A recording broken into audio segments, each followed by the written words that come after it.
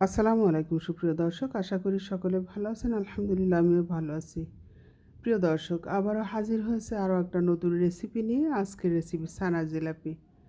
তো প্রথম থেকে শেষ পর্যন্ত যদি আপনারা ভিডিওটা ফলো করেন, তাহলে যারা মিষ্টি বানাতে যে বারবার ব্যর্থ হন, আমি বলবো তারাও পারফেক্টভাবে একটা মিষ্টি আপনারা তৈরি করতে পারবেন।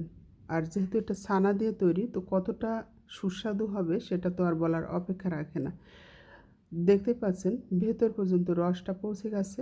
আমি কেটে আপনাদেরকে একদম কাছে নিয়ে দেখাচ্ছি কতটা পারফেক্টভাবে ছানার জিলাপিটা হয়েছে। দর্শক দেখুন, অত্যন্ত সুস্বাদু। আশা করছি ভিডিওটা আপনার কাছে ভালো লাগবে। তো চলুন মূল রেসিপিতে যাওয়া যাক। আমি এখানে প্রায় 3 কাপ ছানা নিয়েছি। 2 কাপ ফুল আর 1 কাপ থেকে সামান্য একটু কম ছানা আমি এখানে নিয়েছি। ছানা তৈরির প্রসেসটা আমার পেজে আছে। আমার বেশ কয়েকটা মিষ্টির ভিডিও আমার পেজে রয়েছে।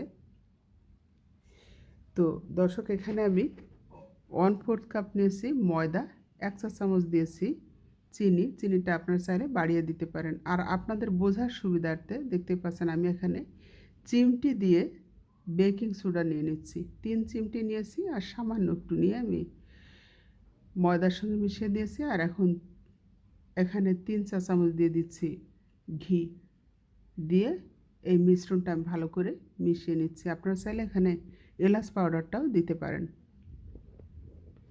তো এখন ভালো করে হাতে মেখে নিয়েছি।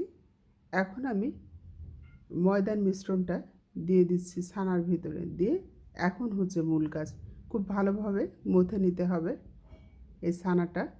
আমরা রসগোল্লা, চমচম বা অন্যান্য যে মিষ্টি তৈরি করি, সেই ছানার ডো থেকে এই ডোটা কিন্তু একটু ভিন্ন রকম হবে। ভিন্ন রকম বলতে সফট হতে হবে, নরম হতে হবে।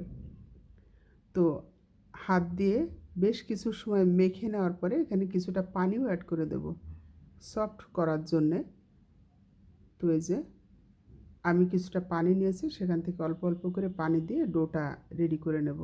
খুব ভালোভাবে মথে নিতে হবে। মথার কাজটা কিন্তু একটু মনোযোগ সহকারে করতে হবে, তাহলেই আপনার মিষ্টিটা পারফেক্টভাবে হবে।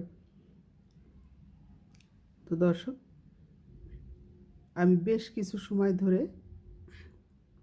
মথে নিয়েছি। এখন আবারও চেপে চেপে সব কিছু একসঙ্গে মিশিয়ে দেওয়ার চেষ্টা করছি, অর্থাৎ পারফেক্ট একটা ছানার ডো তৈরি করার চেষ্টা করেছি। এখন ঢাকনা দিয়ে আধা ঘন্টা ঢেকে রেখে দেব। এখন আমি শিরাটা তৈরি করে নিচ্ছি। নিয়ে নিয়েছি 3 কাপ চিনি আর পানি দিয়ে দিচ্ছি 5 কাপ।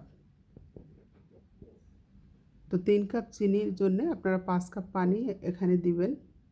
দিয়ে আমি এখানে কয়েকটা এলাচ দিয়ে দেব। যেহেতু আমি ছানার ভিতরে কোনো এলাচ পাউডার দেই নাই, সেজন্য আমি শিরার ভিতরে এলাচ দিয়ে দিয়েছি। তো ছানার ভিতরে আপনারা চাইলে এলাচ পাউডারটা দিতে পারেন, তাহলে মিষ্টির থেকে দারুণ একটা ফ্লেভার বের হবে। তো এই শিরাটা খুব বেশি জাল করার দরকার নেই। 1টা থেকে 2টা বলক দিয়ে আমি রেখে দেব।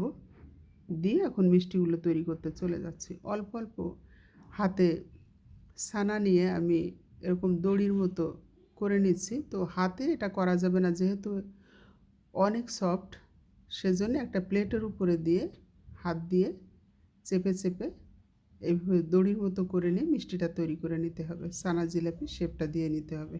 আমি আরও একটা দেখিয়ে দিচ্ছি। এই যে এভাবে ঘুরিয়ে ঘুরিয়ে লম্বা দড়ির মতো শেপ দিয়ে নিতে হবে। সাধারণত গ্রামে যে সেমাই পিঠা তৈরি করে,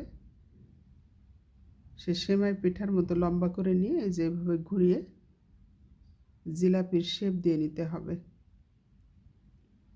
তো দর্শক, আরও এক পিস আমি করে দেখাচ্ছি, একদমই সহজ। সাধারণ যে জিলাপি, তার থেকে ছানার জিলাপিটা তৈরি করা কিন্তু বেশি সহজ। তো আমার প্রত্যেকটা জিলাপি তৈরি করা হয়ে গেছে। এখন চলে যাব ভাজতে। তো চুলায় আমি একটা প্যান বসিয়ে দিয়েছি আর তেল দিয়ে দিচ্ছি। তেলটা একদম সহনীয় গরম হতে হবে। তো এ পর্যায়ে প্রত্যেকটা জিলাপি আমি তেলের ভিতরে দিয়ে দিয়েছি। তেলের ভিতরে জিলাপিগুলো দেওয়ার কিছুক্ষণের মধ্যে যদি দেখেন যে ফুলে উঠতেছে, ভেসে আসছে, তেলের উপরে, তাহলে বুঝবেন যে আপনার মিষ্টিটা একদম পারফেক্টভাবে হবে। তো কিছুক্ষণের মধ্যেই দেখতে পাচ্ছেন আমার প্রত্যেকটা মিষ্টি কিন্তু তেলের উপর ভেসে উঠেছে। দর্শক, এ পর্যায়ে আপনার একদম সম্পূর্ণ মনোযোগ থাকতে হবে এই মিষ্টির দিকে, না হলে কিন্তু ঝামেলা। যেহেতু অনেকগুলো একসঙ্গে দেওয়া হয়েছে, তো আপনি প্রত্যেকটা উল্টে পাল্টে দিতে হবে। একটা উল্টাতে যাবেন তো আরেকটা লাল হয়ে যাবে, সেজন্য এদিকেই আপনার মনোযোগ দিতে হবে। তো এইভাবে নেড়ে চেড়ে আপনার ভাজার কাজটা সেরে নিতে হবে। আমার ভাজা হয়ে গেছে। আপনারা চাইলে আরও একটু কড়া করে ভাজতে পারেন। আমার কাছে মনে হচ্ছে আর একটু কড়া করলে ভালো হতো। তো যাই হোক, আমি উঠিয়ে নিয়েছি। এখন আমি শিরাটা আরও একটু হালকা গরম করে নিলাম। ঠান্ডা হয়ে গেছিলো। শিরাটা হালকা গরম আর মিষ্টিটা সম্পূর্ণ গরম। তেল থেকে উঠিয়ে নিয়েই আমি কিন্তু মিষ্টিটা শিরার মধ্যে দিয়ে দিয়েছি দর্শক। এখন আমি নাড়াচাড়া করে মিশিয়ে দিয়ে ঢাকনা দিয়ে ঢাকা দিয়ে দেবো। ৩-৪ ঘন্টা পরে আমি ফিরে আসব। তো ৩-৪ ঘন্টা পরে আমি ফিরে এসেছি। মিষ্টিগুলো একদম রসে ভিজে গুলু হয়ে গেছে। অসম্ভব মজা দর্শক। যেহেতু ছানার মিষ্টি, তো আগেও বলেছি কতটা মজা সেটা বলার আর অপেক্ষা রাখে না। তো তৈরি হয়ে গেছে আমার ছানার জিলাপি। আশা করছি ভিডিওটা আপনাদের কাছে ভালো লাগবে এবং আপনাদের কাজে দিবে। তো দর্শক, এই ছিল আজকের আয়োজন। ভিডিওটা যদি আপনাদের কাছে ভালো লেগে থাকে তাহলে একটা লাইক দিবেন এবং শেয়ার করে অন্যদেরকে দেখার সুযোগ করে দিবেন।